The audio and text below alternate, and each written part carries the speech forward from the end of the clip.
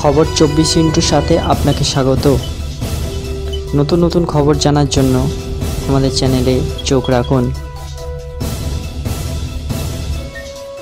কখনো mid day meal আবার কখনো অনুষ্ঠানের খাবার খেয়ে অনেকেই অসুস্থ হয়ে পড়ার খবর প্রায়ই শোনা যায়।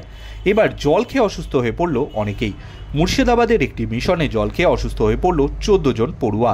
ঘটনাটি ঘটেছে মুর্শিদাবাদের লালগোলা থানার অন্তর্গত ধুলিয়ারি দিয়ার ফতেপুর মিশনে। ঘটনাটিতে তড়িঘড়ি অসুস্থ পড়ুয়াদের উদ্ধার করে চিকিৎসার জন্য স্থানীয় হাসপাতালে নিয়ে যাওয়া হয়।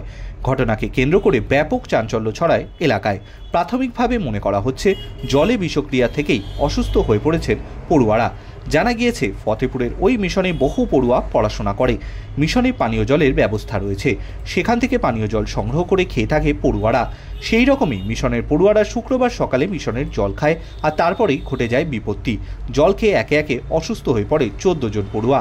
জানা যাচ্ছে মিশনে যে ট্যাঙ্ক রয়েছে সেই ট্যাঙ্কের জল খেয়েছিল পড়ুয়ারা। খবরে ছড়িয়ে পড়তেই শোরগোল পড়ে যায় মিশনে। কারোর বমি, কারোর পেট ব্যথা, আবার কারোর মাথা ঘোরা শুরু হয়। এরপরে খবর পেয়ে তড়িঘড়ি মিশন কর্তৃপক্ষ পড়ুয়াদের প্রথমে লালগোলায় কানাপুকুর প্রাথমিক স্বাস্থ্যকেন্দ্রে এবং পরে লালবাগ মহকুমা হাসপাতালে চিকিৎসার জন্য নিয়ে যায়। খবর দেওয়া হয় পড়ুয়াদের বাড়িতে। খবর পেয়েই অভিভাবকেরা ছুটে আসেন হাসপাতালে। চিকিৎসকেরা জানিয়েছেন বর্তমানে সব পড়ুয়ার শারীরিক অবস্থা স্থিতিশীল, তবে এখনও তারা হাসপাতালে ভর্তি রয়েছে।